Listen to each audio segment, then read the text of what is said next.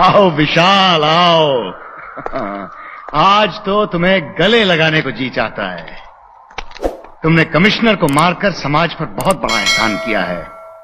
कलयुग में सतयुग का निर्माण किया है विशाल। सतयुग का निर्माण सत्य पे हुआ था जिंदाल साहब, और सत्य वो नहीं जो आपने मुझे बताया। इसलिए मैंने कमिश्नर को जिंदा छोड़ दिया। क्या? सब कुछ जानते हुए भी तुमने उसे जिंदा छोड़ दिया? जिंदाल साहब, मैं आंखों देखी और कानों सुनी बातों पर यकीन रखता हूं। कमिश्नर की असलियत में जान चुका हूं। सिस्टम से हारा हुआ अफसर है वो, निहायती शरीफ और ईमानदार।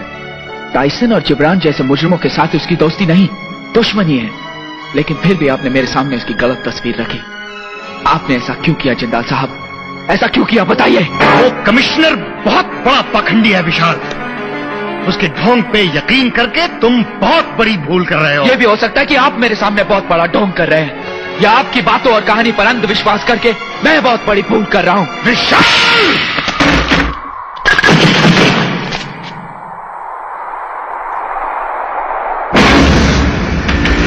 विशाल,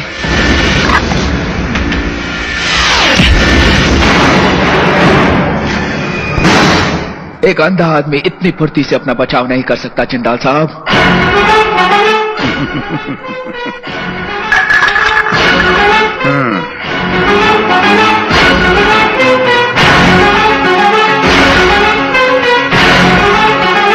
तो तुम अंधे नहीं हो, सब कुछ देख सकते हो तुम। हाँ, बिल्कुल अच्छी तरह। और मुझे अब तक कठपुतली की तरह नचा रहे थे तुम। बिल्कुल सही नतीजे पर पहुंचे हो विशाल। मुझ पर अंधविश्वास करके तुमने वाकई में बहुत बड़ा धोखा खाया है। लेकिन तुम्हें चुनकर मैंने कोई गलती नहीं की, क्योंकि मुझे अपने दुश्मन टाइसन और जिब्रान को खत्म करने के लिए एक हथियार की जरूरत थी। जिस दिन रोमा ने मुझे तुम्हारे बारे में बताया, मैंने उसी वक्त तुम्हें अपना मोहरा बनाने का फैसला कर लिया।